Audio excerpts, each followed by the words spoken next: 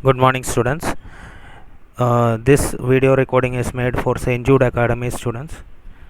Today we are going to start with the chapter drainage. So we will be understanding the chapter line to line.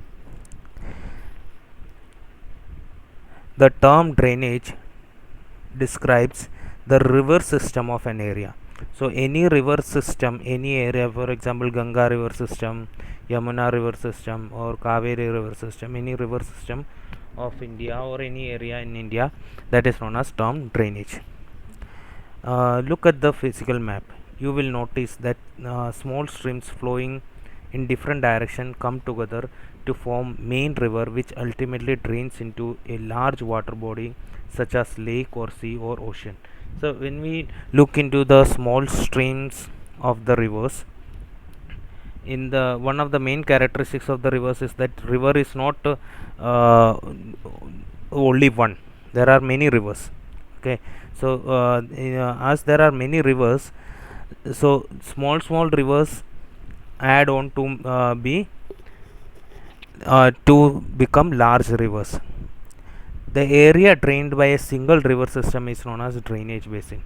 So one thing you have to understand in this, that what is a drainage basin. This is the definition that can be asked in exam. The drainage basin is an area drained by a single river system. Drainage basin is an area drained by single river system. A closer observation on a map will indicate that any elevated area such as mountain or an upland separates two drainage basin. So when we look at this picture here, this is the river that we are talking about. This thing is the river that we are talking about, and this is the elevated area. This is an elevated area that is dividing the river from other areas. So a closer observation on the map will indicate that any elevated area such as mountain or an upland separates two drainage basins. So such an upland is known as water divide. So what is a water? This is water divide. So here it is river, okay, and this river is separated from other areas by this water divide. This is an elevated means heighted area.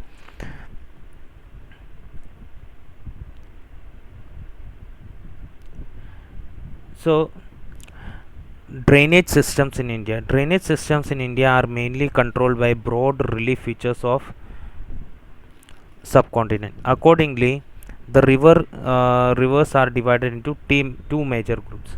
So because of relief features means natural features like mountains, is there plains, plateaus. So because of relief features of India, subcontinent is the other name given to India. So because of India relief features in India, this drainage basin is controlled. So Indian rivers are divided into two major groups: Himalayan rivers and peninsular rivers. Two major groups Indian rivers are divided: Himalayan rivers and peninsular rivers. So apart from originating from two major physiographic regions of India, the Himalayan and peninsular rivers are different from each other in many ways. Most of the Himalayan rivers are perennial. One of the main that most of the Himalayan river, there is a difference in characteristics between Himalayan rivers and peninsular rivers. One of the basic characteristics is that Himalayan rivers are perennial.